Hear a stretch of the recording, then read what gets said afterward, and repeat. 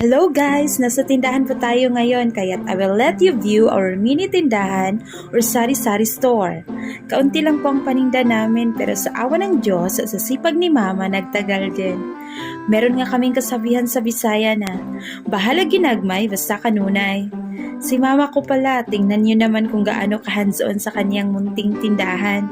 Galing pa nga lang sa palengke.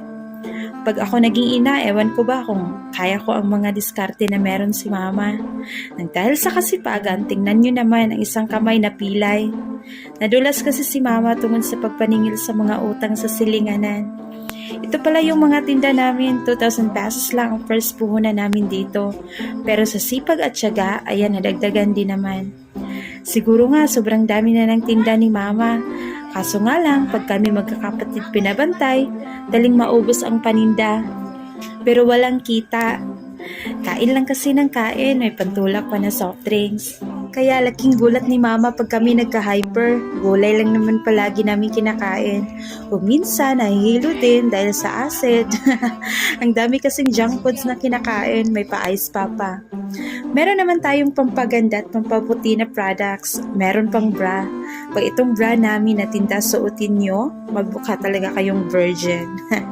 Kung may busy sa tindahan, meron din namang busy sa kusina. Kapatid ko pala nagluluto para sa aming hapunan. Ewan ko ba kung ano na lang ang may ambag ko sa bahay. Siguro kumain na lang. Nagawa ko pang magreklamo kasi bakit puro green yung niluluto. Para naman kaming kambing nito. Pero joke lang sis. Salamat sa pag-prepare. Super healthy talaga tong ulam na to. Yung isang kapatid ko naman, busy para sa kanyang final demonstration. Pagbutihin mo sis ha, good luck, graduating pa naman yan. Di ka nagmana kay ate kasi dati lakpat siya lang ang alam, pero sa awa ng mga teacher ko noon, pinapasa na lang ako. Naging LPT pa. Ano kayang nakain ito? Napakasipag mo ngayon sis ha? Nagbibisit ka pa dyan.